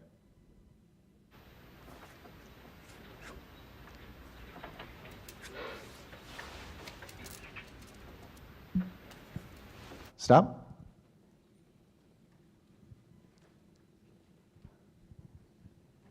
I have a real question about what the documentary is going to do now. All this stuff has happened. The bees are all gone. The waiting that's happening right now for nothing to happen. How do they know when to end this? How do they know when to abandon this woman all alone? A good challenge for the editor, right?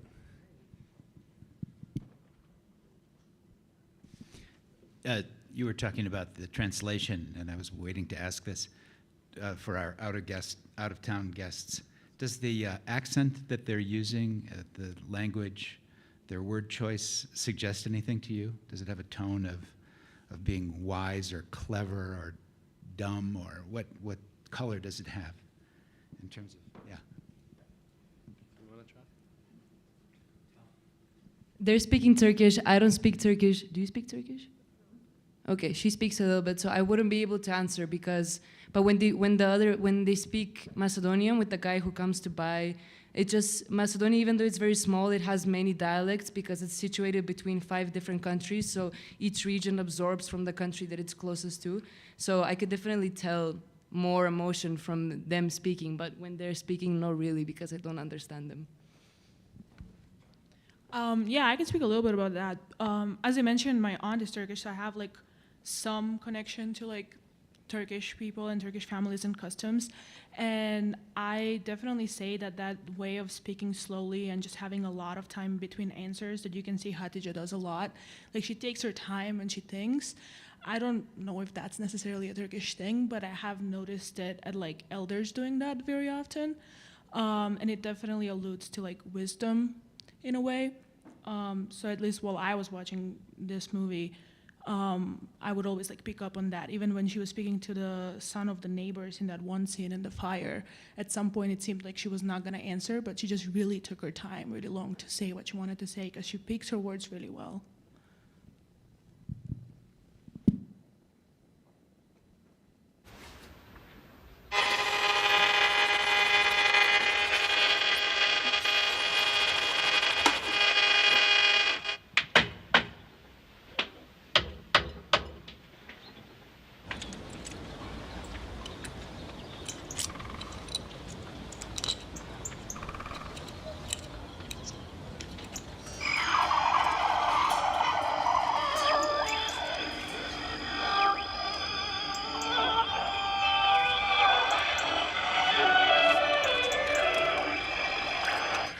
Ana, duyar mısın şarkıları benim? Ana! Duyar mısın türküleri? Ana!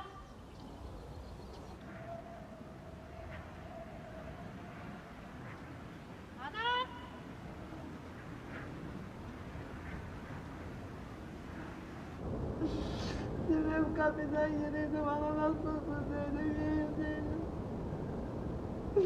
Bu gece girdim de ben bana nasıl girdim.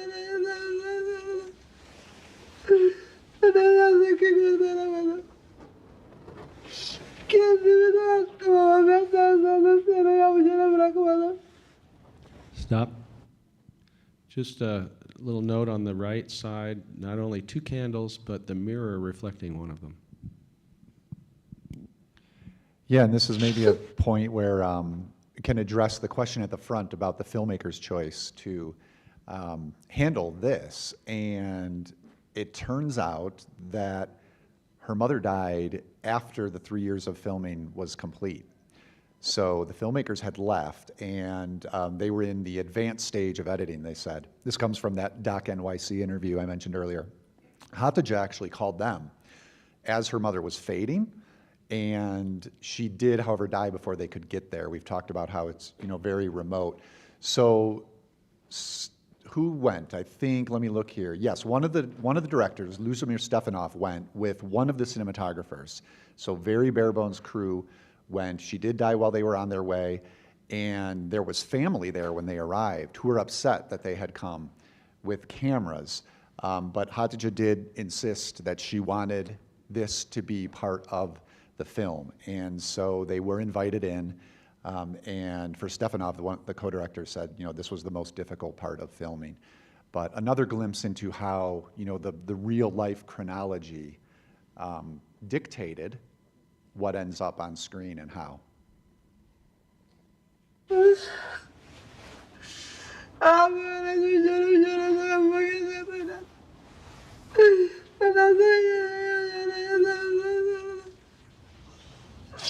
Her şeyi savaşı çıkardı bana. Hiç acımadım.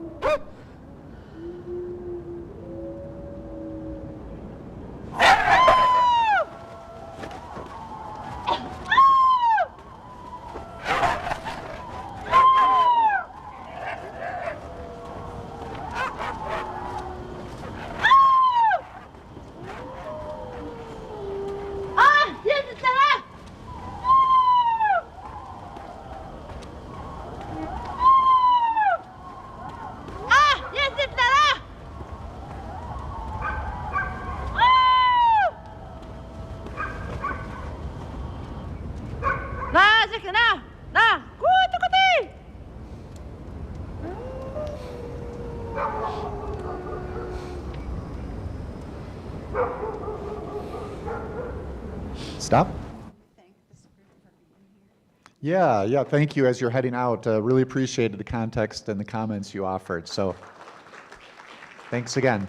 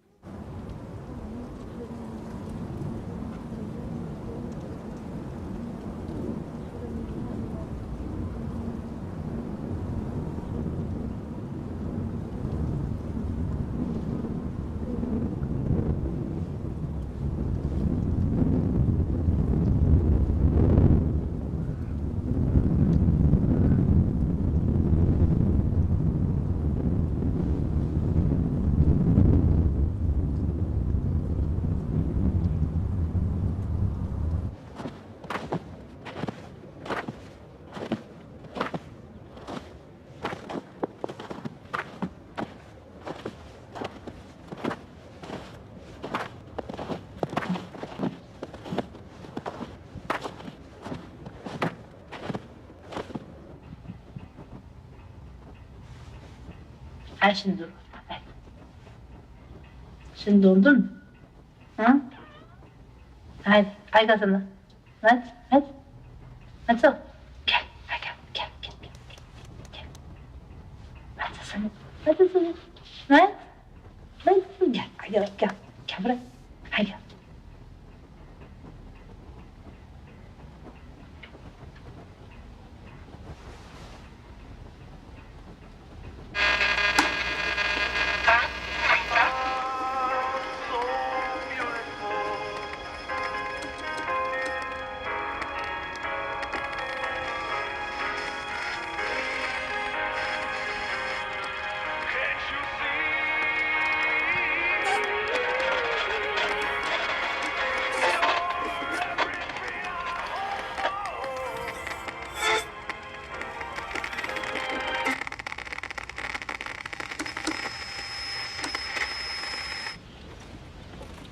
Stop. Make it quick. We've got 8 minutes. So, do we know why that song specifically? Because it was on the radio twice. We heard it earlier in the movie. Do we know why? Yeah, we talked a bit briefly yesterday that they had to pay for the rights to that song because they wanted to use it and include it in the film. And I'm assuming from that description it means it was playing on the radio. Maybe whatever station that is, it's the one they play every 15 minutes. Most stations have one like that, so I'm not sure, but. Maybe since they had to pay for the rights anyway, they thought, well, let's use it twice. Yeah.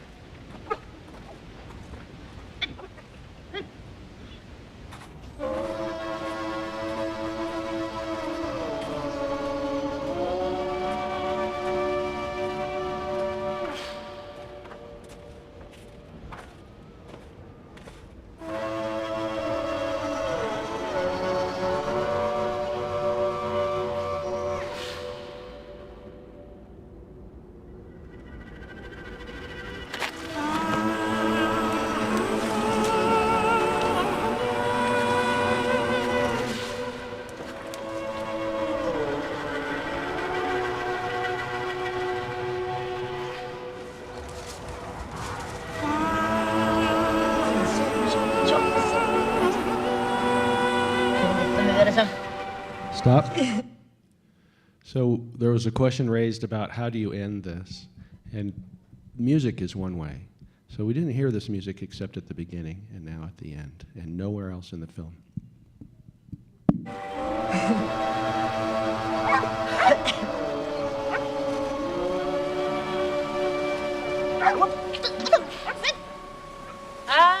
Dur. Sen de yedim, ben de yedim. Bak. Ha gene.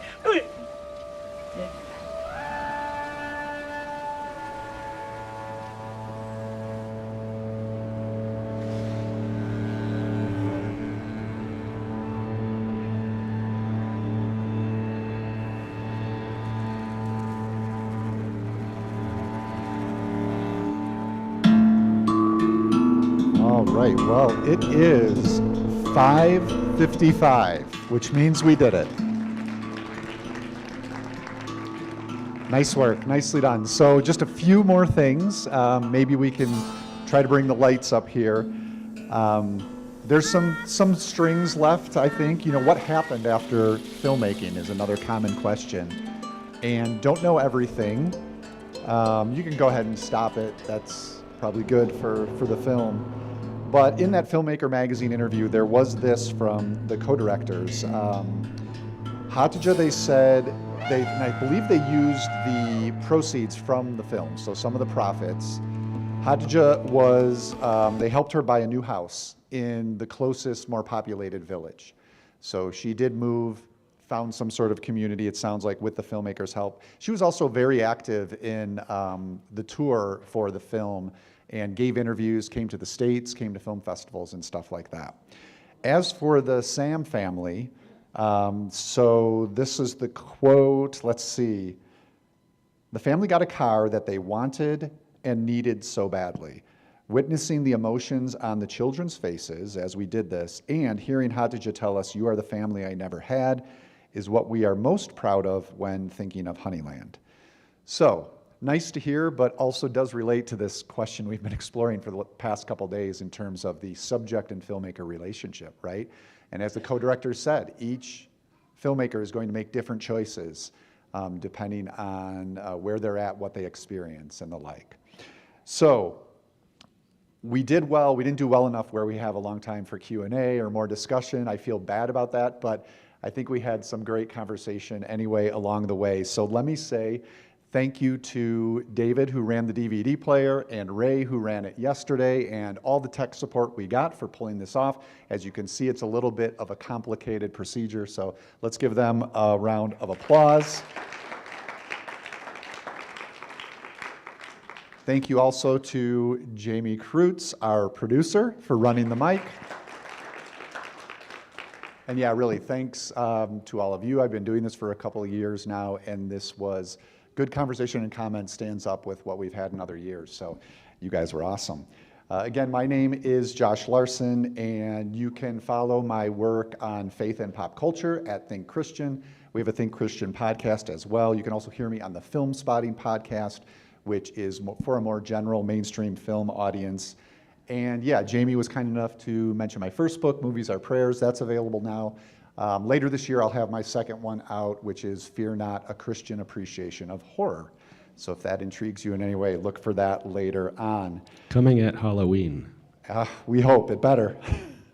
Thank you all for coming. Thank you for your interruptions, and I hope to see you next year. Thanks, Josh. Josh Larson, everybody.